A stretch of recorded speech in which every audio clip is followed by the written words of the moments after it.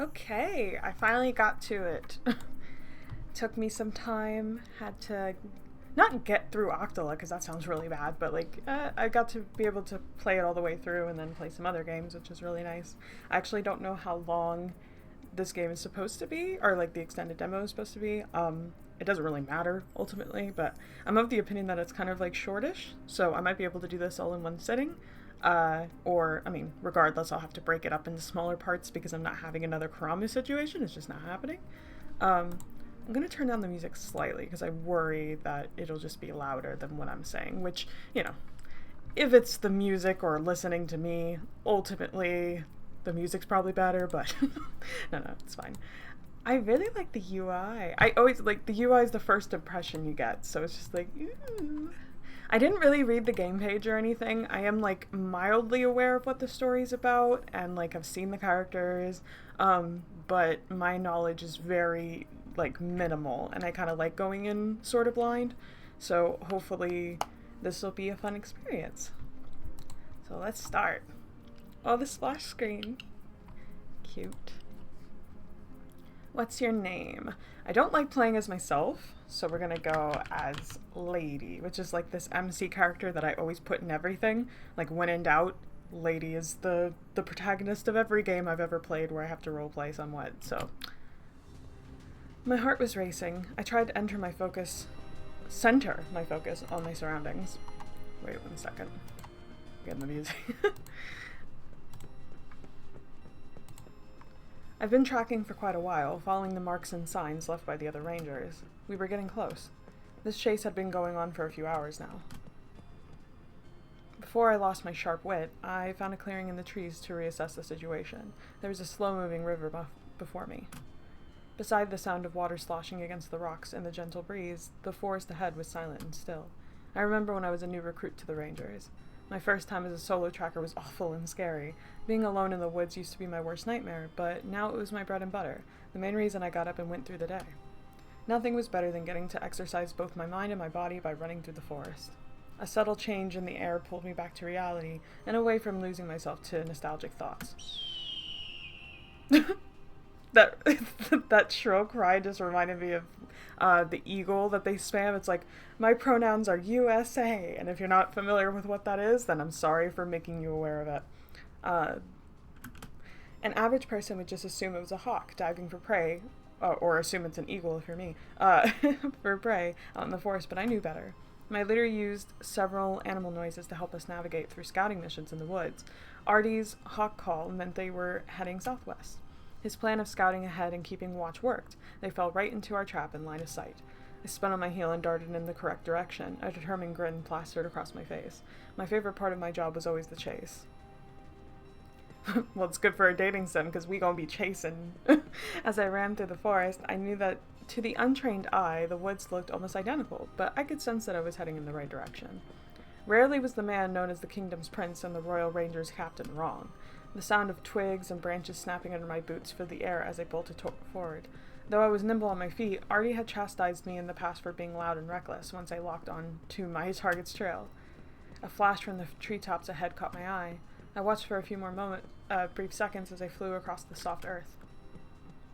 As I neared the tree, there were 2 more flashes. I nodded and I kept moving, catching a quick glance at Moira, perched high in the branches.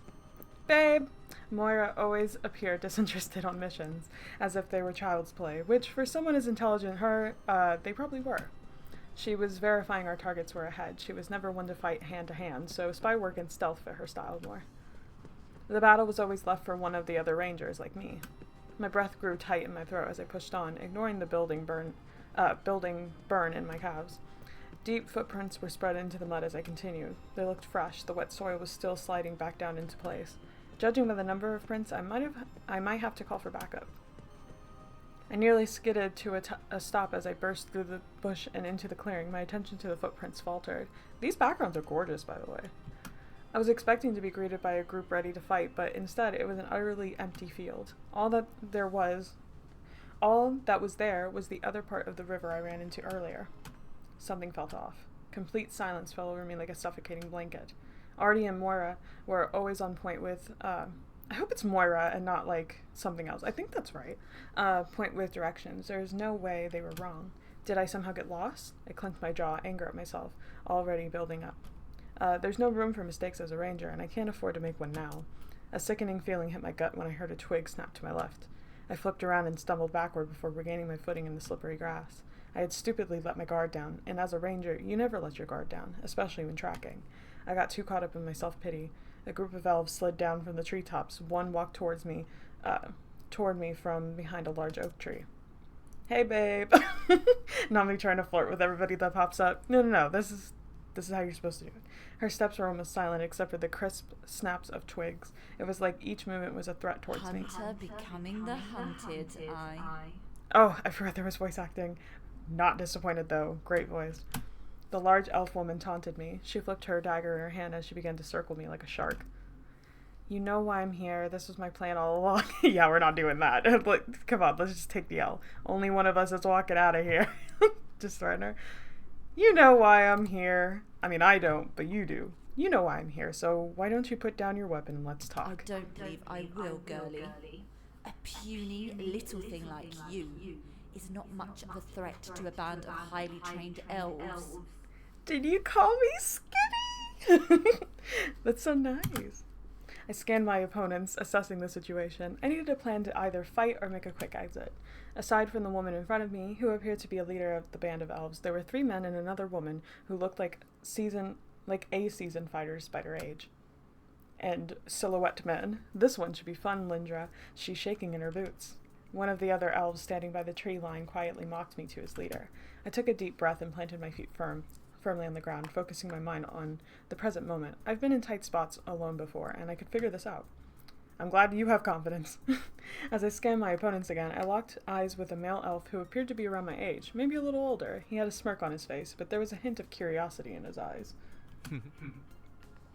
He winked at me and smiled as if we weren't about to slaughter each other in cold blood.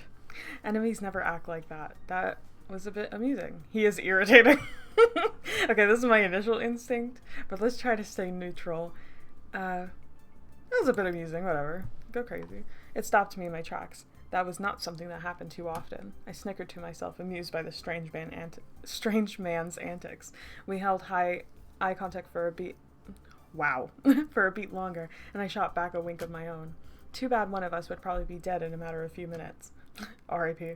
I steeled myself and ready to attack. Every fight began like a thunderstorm, an eerie sense of calm, then utter chaos and one sudden release.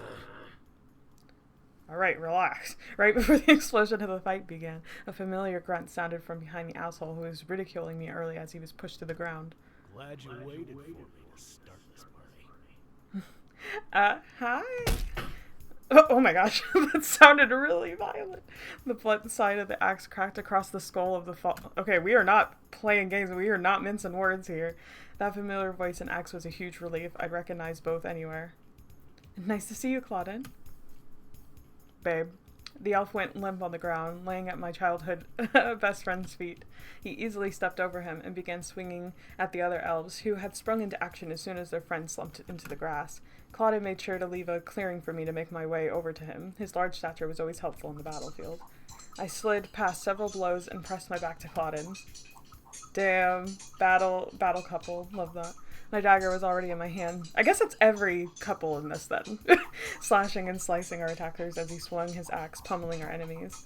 You made it just in time. It was looking a bit dicey there for a moment until you arrived. I shouted over the chaos, chatting with my best friend. We were kids. Not gonna change now.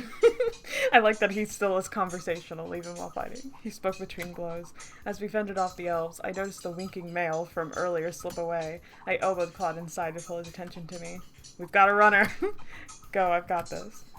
I left him with a nod and patted his shoulder as I raced into what would be the second chase of the day. My target was now this escapee. Thorns tore at my knees and latched onto my pant legs unrelentingly. I could see a head of bright blonde hair bobbing and weaving straight ahead of me. If it weren't for all the running I had just done before, I usually would have caught up to him by now. As he kept trying to evade me, he looked back and had the audacity to stick his tongue out at me, as if we were playing a game of children's tag. This asshole. His immaturity became his downfall quickly. Good. Though I faltered for a second as I watched a large tree root catch his foot and send him crashing to the ground. See, that's what happens when you play games. Play stupid games, win stupid prizes, my guy. Knowing how agile elves were, I didn't want to miss my chance. When you try to kill an elf and he gives you this look. I leapt through the air, landing on top of him with my dagger pinned to his throat. He does have really cool... Okay, he's a blonde and he has flower tattoos, so he's, like, appealing to me, okay? But I can't help it. I am a simple creature. I am made in simple design. Damn, all that running really put some good legs on you over the years, huh? You could say that. His one free hand placed itself on top of my thigh. Do not! Please don't touch me. No, not please. Thanks, but now's not the time. Are we gonna be flirty with this asshole? Nah, hands off. Hands off the merchandise. I don't know you like that. I pressed my knife against his throat harder, watching the skin bend slightly beneath it. Take your hand off me before I slice it off. He just kept on looking up at me, as if I wasn't really threatening him. I just sighed. Some people were too dumb to realize when they're in danger. Yeah, this guy's a fucking dumbass. But I love him. I leaned back, still keeping him pinned beneath me. He seemed to not want to put up a fight, so I slid my dagger back into my belt loop. He finally removed his damn hand from my leg at this point. Now we were going to sit right here and wait for my friends to join us. It shouldn't take time. Now we are going to sit right here and wait for my friends to join us. It shouldn't take them too long to clear out your little band of buddies. I looked around us, noticing we ran into a whole new part of the forest. His gaze drifted away as he shrugged casually.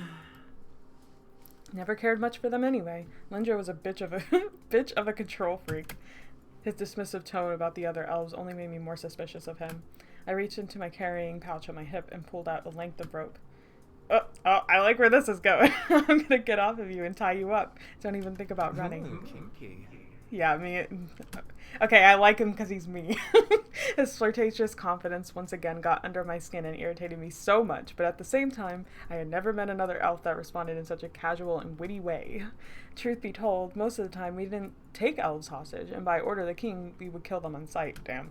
At least that's what I had done for every patrol I'd been on until now, until I met a hot elf.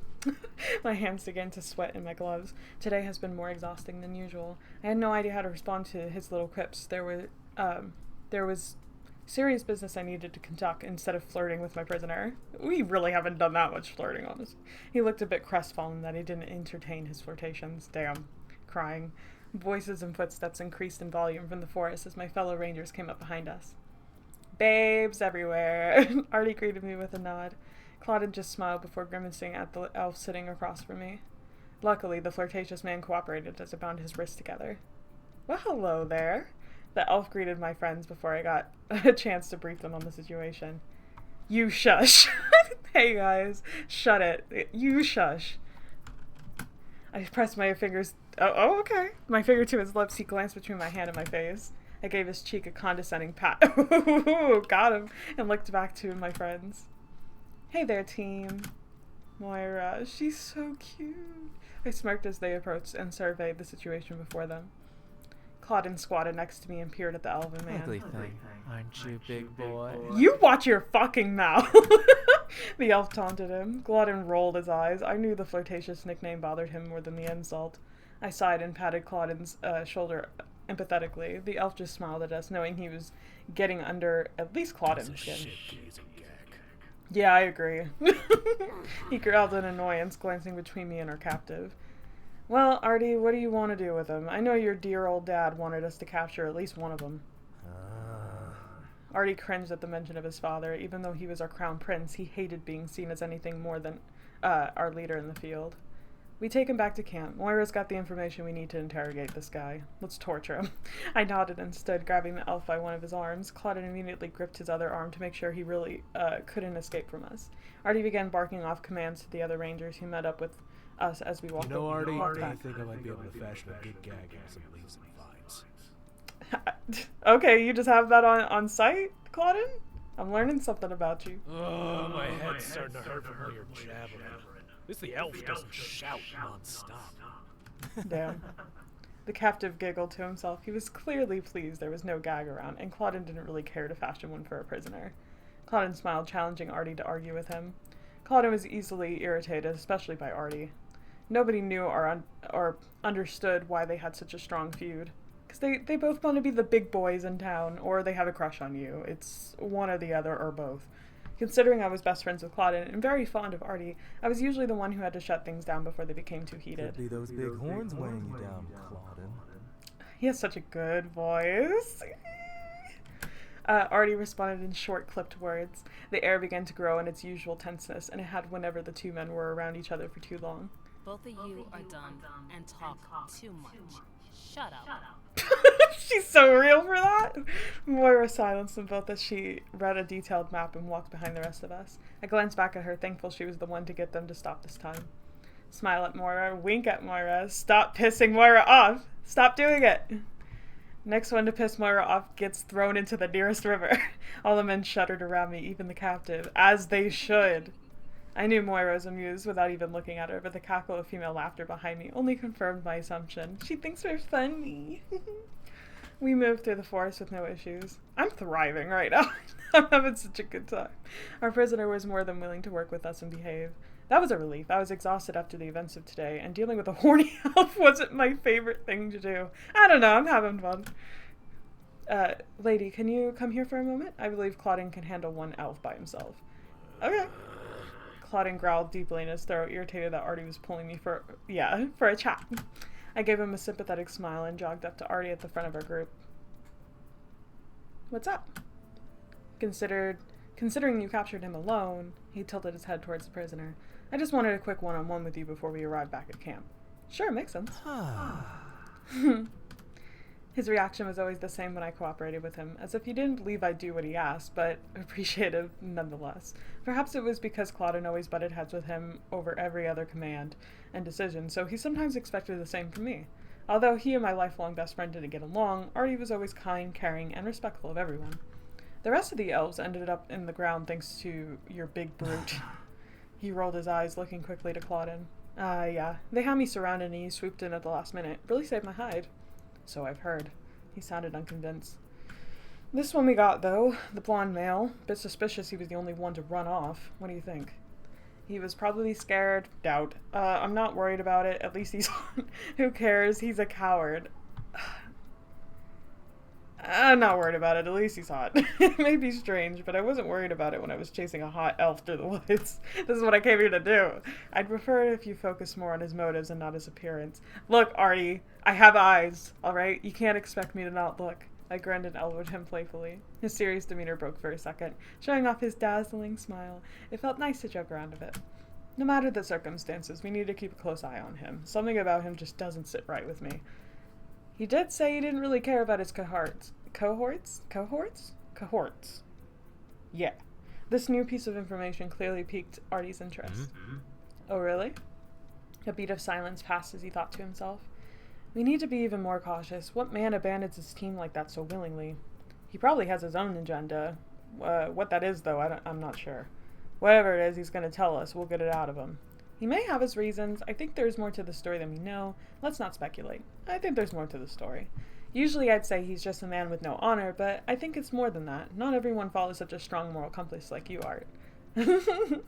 Yes, got everybody blushing on this team. This is our team, because we run them. I'm just joking. He blushed and rolled his eyes.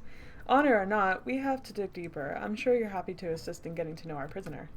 You know, I never turned down making new friends. Just make sure to get information without letting him distract you, lady. Yeah, don't worry about it, Cap. Look, I know what I'm doing. I'll get everything set up when we get back to camp so we can have a nice chat with our new friend. Sounds like a plan to me. You're free to return to your original position. He ended conversation there. I guess it provided whatever information he was looking for. Stay with Artie, return to Claudine, attempt to speak to the captive, check on Moira. I have to make these kind of decisions right now. I like them all, like, equally. Who am I the least excited about? Artie? But this could be my only playthrough at the moment, so I don't know. I hate making decisions. We just talked to Artie, so let's not stay with him.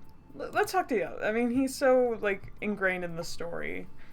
I'll just try to see if I can get any intel out of the elf while we walk back. We have a bit of a way to go anyway. Artie nodded and waved me off with approval. I steeled myself as I approached the elf who was still being led by Clauden's firm grip. Clauden smiled at my return. Cutie. Also making, like, I'm trying to make eye contact with you, Clauden, but it's a little hard. Just routine check-in with the captain. Mind if I take over here for now? The lower-ranked rangers look like they could use some help. Clauden looked between the prisoner and I suspiciously. Sure, I'll go check on them. If he does anything even a little bit out of line, call for me. I will, babe. Of course. I slid my hand around the elf's arm, directing him to keep our... You don't need to do that, lady. Okay. Keep following our company. Clauden sighed as he jogged ahead of us. Well, hello, my little hunter. Don't call me that. The sly smirk on his face made me feel a bit strange. I knew better than to entertain his antics, but I was pleased by how he greeted me.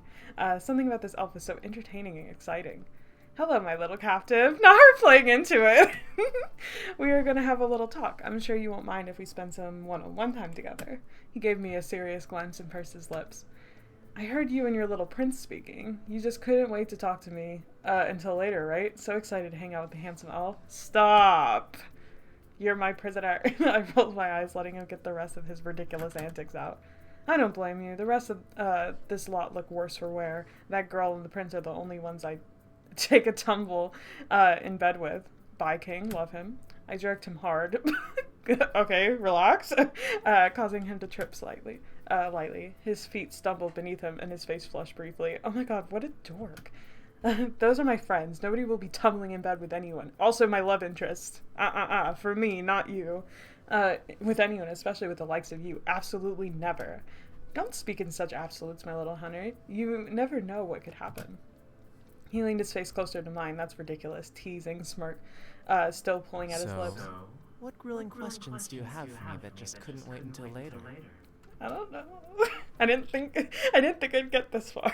What's your name? Oh, we don't even know his name. I didn't realize we didn't know his name. Oh no. Okay, that's gotta be the number one question. Why have you been so happy? Why are you so weak? Okay, rude. Let's ask his name. That's a good place to start. First, let's start off easy. What's your name? And I thought you'd never ask. My name's Casanov. Last name isn't important. My lovers call me Cass, though. Oh my god. This dialogue's eating, though. He leaned towards me and spoke in a hushed tone. Feel free to call me Cass. Nice to meet you, Cass. I love that the main character just plays into it. Like, a lot of main characters are like, oh no, I don't know. I'm so precious. I'm so, It's like, no. We know what we're here for. Let's not play this game. All right? I can't wait for you to get to know me really up close and personal. Ha, perhaps. I presume your name is Lady? Yes. This is going to be quite an entertaining time. He spoke to nobody in particular. I sighed and pulled him along. I don't think I was going to get much more out of him, but a name was a good start.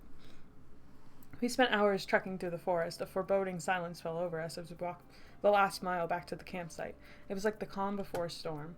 Little did I know, everything was about to change for my friends and I. Oh god. That's not ominous at all. It was sunset by the time we reached our camp. Everyone seemed to be worn out, even Casanov. I left my companion and made my way to my belongings before we left for our mission this morning. I discarded my small pack and sleeping roll by a stack of crates. I watched Clauden from a distance as he led the elf to one of the trees in the camp. He attached a rope around his bound wrist and tightly wrapped it around the bark. Although Clauden seemed to be a bit hard-headed sometimes, his kindness still showed through, judging by how loosely he left the captive tied. Oh, soft, gentle giant. Trope always works. He of all people should understand how it felt to be captured. Oh, not the sad. If we ever needed to use one of us as bait to lure out an enemy, Artie loved giving that job to Clauden. Alright, chill. I saw the elf utter something, causing Clauden to roll his eyes. I couldn't make out what was said, but he must have said some snarky remark about the way he was bound. Yeah. There's a plenty of room for him to shuffle about and lay down if he needed to. Clauden shrugged his shoulders and looked up, locking eyes with me. Smile and wave. Smile and wave, boys. Smile and wave. Wink, stick your tongue out. I would never stick my tongue out. Let's smile and wave. Oh, no matter what we would have done, he would have enjoyed it. I love that. I love a simp. I smiled sweetly and waved him over. He blushed and looked away for a second before making his way over to me.